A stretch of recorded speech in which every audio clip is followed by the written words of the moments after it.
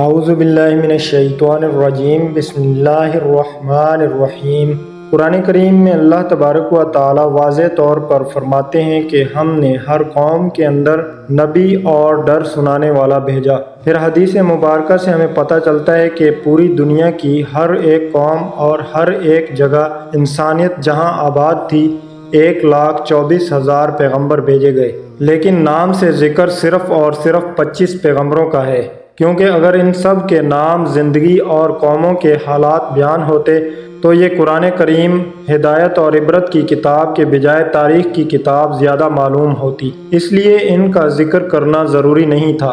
مگر آج ہندو مذہب کے ماننے والے لوگوں کا یہ دعویٰ ہے کہ ان کا ہندو مذہب مسلمانوں کی تاریخ سے بھی ہزاروں سال پرانا ہے، اور نہ ہی ہندوستان کی سرزمین پر کوئی نبی بھیجا گیا۔ ان کے پاس بھی قرآن مجید ہی کی طرح بھگوان کی طرف سے بھیجی ہوئی کتابیں پیدائش کی صورت میں موجود ہیں، جس میں کسی بھی پیغمبر کا کوئی ذکر موجود نہیں، جبکہ سورۃ الانبیاء آیت نمبر 107 کے اندر اللہ تبارک و تعالی ارشاد فرماتے ہیں کہ ہم نے آپ کو تمام جہانوں کے لیے یعنی قیامت تک کے انسانوں کے لیے ہدایت بنا کر بھیجا، جس کا مطلب ہے کہ اس میں ہندوستان کی سرزمین بھی شامل ہے۔ تو پھر ہندو مذہب کے ماننے والے اس کا انکار کیوں کرتے ہیں؟ اگر اس سرزمین پر کوئی نبی واقع ہی نہیں بھیجا گیا تو پھر رسول کریم رؤوف الرحیم صلی اللہ علیہ وآلہ وسلم کا ذکر ان کتابوں میں کیسے موجود ہے؟ نوح علیہ السلام اور ان کی کشتی کا ذکر کیسے بیان ہوا؟ حضرت عیسیٰ علیہ السلام کی واپسی کا ذکر کیسے بیان ہوا؟ ایک اللہ کی عبادت کا کیوں کہا گیا ہے؟ اگر یہ واقعی اس قوم کے اندر ہدایت کے لیے آنے والے کسی نبی کی تعلیمات ہیں جنہیں وقت کے ساتھ بگاڑ دیا گیا تو وہ کون سے پیغمبر ہیں؟ یعنی سوال یہ ہے کہ یہ ہندو کس نبی کی امت ہے؟ آئیے ان سوالات کا جواب تاریخ سے جاننے کی کوشش کرتے ہیں اور ایسے حقائق جانتے ہیں جو تمام ہندو پنڈت، اسکالر اور تاریخ دان آج تک دنیا سے چھپاتے آئے ہیں۔ ہندو مذہب کے ماننے والوں کا یہ دعویٰ ہے کہ یہ دنیا کا سب سے قدیم ترین مذہب ہے، اتنا قدیم کہ جب اسلام یا مسلمان لفظ کا وجود تک ہی موجود نہیں تھا، جو کہ صحیح بھی ہے، کیونکہ کفر و شرک کی ابتدا اسی دن سے ہو گئی تھی جب حضرت آدم علیہ السلام کے بیٹے قابیل نے حابیل کو قتل کیا اور ان سے الگ ہو کر کفر و شرک کے اندر مبتلا ہو گیا۔ حضرت ابراہیم علیہ السلام کی قوم بھی بت پرست تھی۔ حضرت موسیٰ علیہ السلام کی قوم نے بھی ایک وقت پر سونے کے بچڑے کی عبادت شروع کر دی تھی، یہاں تک کہ رسول کریم رؤوف الرحیم صلی اللہ علیہ وآلہ وسلم کے اعلان نبوت سے قبل کعبے کے اندر 360 بت موجود تھے، جنہیں فتح مکہ کے وقت صحابہ اکرام نے توڑ کر ٹکڑے ٹکڑے کر دیے تھے، جس سے یہ معلوم ہوتا ہے کہ بت پرستی تو دنیا کے پہلے انسان حضرت آدم علیہ السلام کی نافرمان اولاد کے وقت سے آج تک موجود ہے، مگر اس کا تعلق کسی مذہب سے نہیں بلکہ گمراہی سے ہے جو کہ شیطان ان سے کرواتا رہا۔ مگر جہاں تک ہندوستان کی سرزمین کا تعلق ہے تو یہاں پر ان لوگوں کی ہدایت کے لیے یقیناً کئی پیغمبر بھیجے گئے، جن کی کچھ تعلیمات تو آج بھی صحیح حالت میں موجود ہے، مگر زیادہ تر کو بگاڑ کر اس کی وجہ سے بت پرستی اور گمراہی شروع ہو چکی ہے، کیونکہ ان کتابوں میں آج بھی ایک خدا کی عبادت کا حکم دیا گیا ہے۔ یہ بتایا گیا ہے کہ خدا کا کوئی شریک نہیں، وہ ایک ہے، اس کی کوئی اولاد نہیں، مگر پھر بھی اس کی کئی مورتیاں بنا کر اس کے شریک خدا بنا کر اس کی پوجا ہوتی ہے، اور آج تک ہندو مذہب کے اندر چھوٹے بڑے کئی بلین بت بنائے جا چکے ہیں۔ ہندو اسکالرز کا دعویٰ ہے کہ اسلام کی شروعات آج سے 1400 سال پہلے ہوئی، مگر ہندو مذہب اس سے بھی پہلے دنیا کا پرانا ترین مذہب ہے،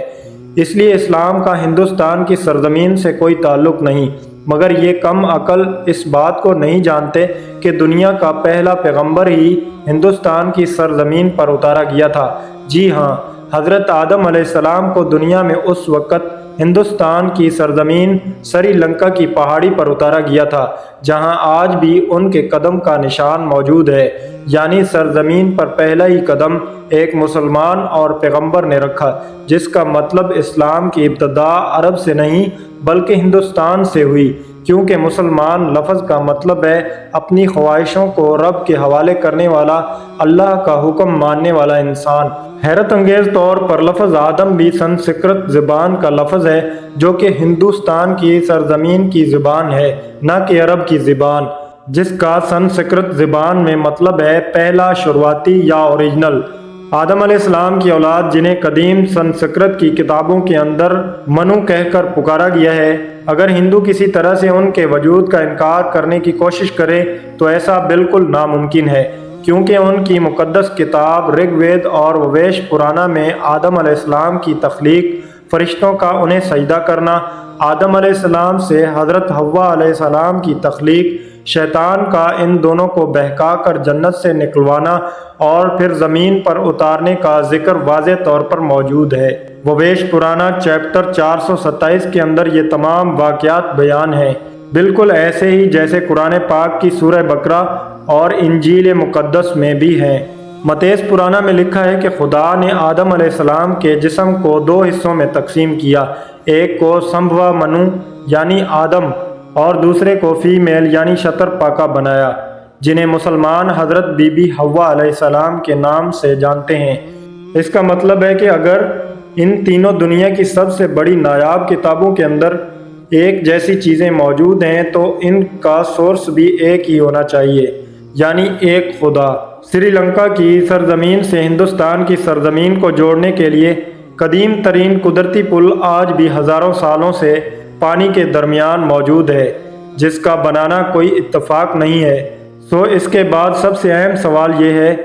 کہ اس ہندو سرزمین پر جس پیغمبر کو بھیجا گیا ہوگا، اس کے بارے میں ہمیں تاریخ میں کوئی شواہد یا ثبوت ملتے ہیں؟ سب سے پہلی بات یہ ہے کہ ہندو نام کا کوئی مذہب تاریخ کے اندر کہیں پر موجود ہی نہیں ہے، اور نہ ہی ہندو مذہب کتابوں میں اور نہ ہی کوئی آسمانی کتابوں میں، مثلاً تورات، زبور، انجیل کے اندر اس کا کوئی ذکر موجود نہیں ہے، بلکہ سندھ کے رہنے والے سندھو ندی کے قریب رہنے والے لوگوں نے اپنے علاقے کی نسبت کی وجہ سے نام کو بگاڑ کر ہندو کہلائے جانے لگے۔ اصل میں ان کا یہ مذہب سنسکرت زبان کے اندر ہندو نام سے نہیں، سناتن دھرم کے نام سے تاریخ میں موجود ہے، جس کا عربی میں مطلب ہے مذہب پر قائم رہنے والا، جس کا بالکل ایسا ہی مطلب قرآن کریم کی سورہ روم کے اندر بھی موجود ہے، جہاں پر اسلام کو ہمیشہ باقی رہنے والا دین کہا گیا ہے، یعنی سناتن دھرم کا مطلب ہے مذہب اسلام۔ تاریخ کے حوالوں اور مضبوط دلائل سے یہ پتہ چلتا ہے کہ یہ وید کسی اور پیغمبر پر نہیں بلکہ آدم ثانی یعنی حضرت نوح علیہ السلام پر اتارے گئے، جس میں انہیں نوح کہا گیا ہے۔ ویدوں میں پیغمبر اور عظیم شخصیات کے لیے منو کا لفظ کہا گیا ہے، یعنی نوح علیہ السلام کو بڑے سیلاب والا منو کہہ کر بیان کیا گیا ہے، اور ان کی کشتی سے لے کر سیلاب تک کا تمام تر واقعہ تفصیل سے موجود ہے، جیسا کہ قرآن پاک کی سورہ ہود میں موجود ہے، اور بھگو چنیسد چیپٹر 7 کے اندر بھی یہ بیان ہے۔ ویدوں میں لکھا ہے کہ جب بڑے سیلاب کے بعد دنیا پھر سے آباد ہوگی تو میں ان ویدوں کو نافذ کروں گا، اور بھویش پرانا چیپٹر 227 کے اندر نوح علیہ السلام کی طوفان کے بارے میں بیان کیا گیا ہے، اور یہ بھی کہ اس منو کو خدا نے کشتی بنا کر اس کے اندر جانداروں کو سوار کرنے کا حکم دیا، جس کے بعد ایک عظیم طوفان آیا جس نے ہندوستان کی سرزمین پر زندگی کو ختم کر دیا۔ لفظ نوح سنسکرت زبان کے اندر بھی موجود ہے، جس کا مطلب ہے کہ کشتی والا، وہی مطلب جو کہ عربی زبان کے اندر بھی موجود ہے۔ اسی دوران یہ ویداس فیوچر کے بارے میں بیان کر رہی ہے کہ کیسے ایک بڑا طوفان آنے والا ہے اور کیسے ایک بار پھر انسانیت کی شروعات ہوگی۔ فرانس کے ایک رائٹر اے ڈباوس نے ان کو 40 سال تک پڑھا اور بتایا کہ طوفان نوح کے بعد ہندوستان کی سرزمین ایک صحرا کی طرح تھی جسے آباد کیا گیا، اور خود ویداس بھی بار بار نوح علیہ السلام کو مخاطب کر کے ان کے واقعات کو بیان کر رہی ہے، جس کا مطلب ہے کہ ہندوستان کی سرزمین اور نوح علیہ السلام کے درمیان ایک تعلق موجود رہا ہے، اور طوفان نوح کے بعد جن ویداس کو نافذ کرنے کا بیان کیا گیا تھا وہ حضرت نوح علیہ السلام کی تعلیمات تھی، جو اس طوفان کے بعد ہندو سرزمین پر ان کے ایک بیٹے کی نسل سے آگے پھیلنا شروع ہوئی۔ اس کے بعد اس قوم نے گمراہ ہو کر بت پرستی کرنا شروع کر دی، کیونکہ تاریخ کے حوالوں سے ہمیں یہ پتہ چلتا ہے کہ یہ نوح علیہ السلام کی قوم کے جیسے دیوی دیوتاؤں کی پوجا کرنے کا تصور دنیا میں کہیں اور موجود نہیں تھا۔ قرآن کریم میں نوح علیہ السلام کی قوم کو سابق کہا گیا ہے، جو کہ عراق کے سرزمین کو کہتے ہیں، جہاں پر صرف حضرت ابراہیم علیہ السلام پیدا ہوئے، جن کی قوم بھی یہی مشرک تھی، جنہوں نے نوح علیہ السلام اور ان کے درمیان آنے والے تمام انبیاء کی تعلیمات کو یا تو بدل دیا تھا یا پھر بھلا دیا تھا اور انہی کی پوجا کیا کرتی تھی۔ اس کے علاوہ یہ فرشتوں کی عبادت کیا کرتے تھے، اس لیے خدا کے ساتھ ساتھ فرشتوں کی مورتیاں بھی بنا کر انہیں بھی خدا کا درجہ دینا شروع کر دیا تھا، بالکل ایسے ہی جیسے اللہ تبارک و تعالیٰ نے ہر کام کے لیے فرشتے مقرر کیے ہیں اور وہ ہر بڑے کام پر اللہ کی طرف سے پابند ہیں، اسی طرح ان لوگوں نے ہر کام کروانے کے لیے ایک الگ الگ خدا مورتیوں کی صورت میں بنا دیا تھا۔ یہ لوگ ستاروں اور آگ کی بھی پجاری تھے، اس لیے آج بھی ہندو قوم ستاروں کے علم کے اندر اتنا یقین رکھتی ہے اور آگ کی پرستش بھی کرتی ہے اور اسے مقدس جانتی ہے۔ مگر سب سے اہم سوال یہ ہے کہ یہ سب جان کر بھی اور اپنی کتابوں کے اندر واضح طور پر ایک خدا اور پیغمبروں کی تعلیمات کو واضح طور پر دیکھ کر بھی ہندو قوم اس کا انکار کیوں کرتی ہے، کیوں نہیں مانتی کہ اللہ کے وعدے کے مطابق ان کی قوم کے اندر بھی اللہ کا پیغام اتارا گیا، انہیں بھی ڈر سنایا گیا۔ اس بات کو سمجھنے کے لیے آپ کو صحیح بخاری کی ایک حدیث مبارکہ کے بارے میں جاننا ہوگا، جو کہ حضرت ابو سعید خدری رضی اللہ تعالی عنہ سے روایت ہے کہ رسول کریم صلی اللہ علیہ وآلہ وسلم نے فرمایا کہ قیامت کے دن حضرت نوح علیہ السلام اور ان کی قوم کو بلایا جائے گا اور اللہ تعالیٰ نوح علیہ السلام سے یہ سوال کریں گے کہ کیا آپ نے اپنی قوم تک میرا پیغام پہنچا دیا تھا؟ حضرت نوح علیہ السلام فرمائیں گے کہ بے شک میرے مالک۔ اس کے بعد نوح علیہ السلام کی قوم سے پوچھا جائے گا کیا نوح علیہ السلام نے میرا حکم تم تک پہنچا دیا تھا؟ یہ لوگ انکار کریں گے کہ نہیں، ہمارے پاس کوئی بھی ڈر سنانے والا نہیں آیا، ہمیں آپ کا کوئی پیغام نہیں ملا۔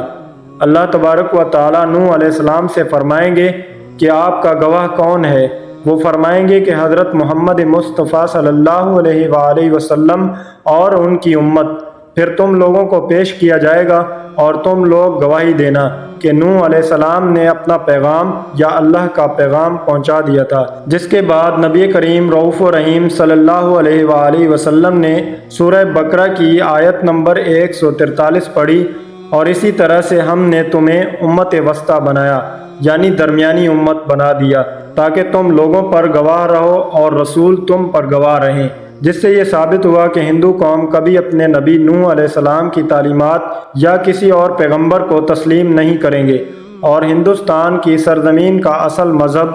اسلام ہی ہے، جو کہ بگاڑ کی وجہ سے اپنی اصل شکل کھو چکا ہے۔ آج یہ ہماری ذمہ داری ہے کہ ہم ان لوگوں تک اللہ کا پیغام صحیح حالت میں پہنچائیں، کیونکہ ہمارے رسول صلی اللہ علیہ وآلہ وسلم کو تمام جہانوں کے لیے رحمت بنا کر اور ڈر سنانے والا بنا کر بھیجا گیا۔ اب قیامت تک چونکہ کسی رسول اور پیغمبر نے نہیں آنا، اس لیے یہ کام امت مسلمہ کی ذمہ داری ہے، جس سے قیامت کے روز اس بارے میں سوال کیا جائے گا۔ ڈاکٹر ذاکر نائک جیسے لوگوں نے موجودہ دور کے اندر اس کی بہت کوشش کی اور کافی حد تک اپنی تحقیق سے لوگوں کو اللہ کے احسان سے مسلمان کیا، انہیں لاجیکل طور پر حقیقت پہچاننے میں کامیاب رہے۔ مگر افسوس ہمارے ملک پاکستان میں فرقہ واریت سے بھرا دین اس انداز میں موجود ہے، کیونکہ ہم پوری دنیا میں تبلیغ کے طور پر پیش کرنے کے قابل نہیں ہیں، کیونکہ آج کا مسلمان تحقیق کے معاملے میں اور علمی میدان میں دنیا سے بہت پیچھے رہ چکا ہے۔ اللہ تبارک و تعالی ہمیں سمجھنے کی اور عمل پیرا رہنے کی توفیق عطا فرمائے، آمین ثم آمین۔ اگر میرا کوئی ہندو بھائی اس ویڈیو کو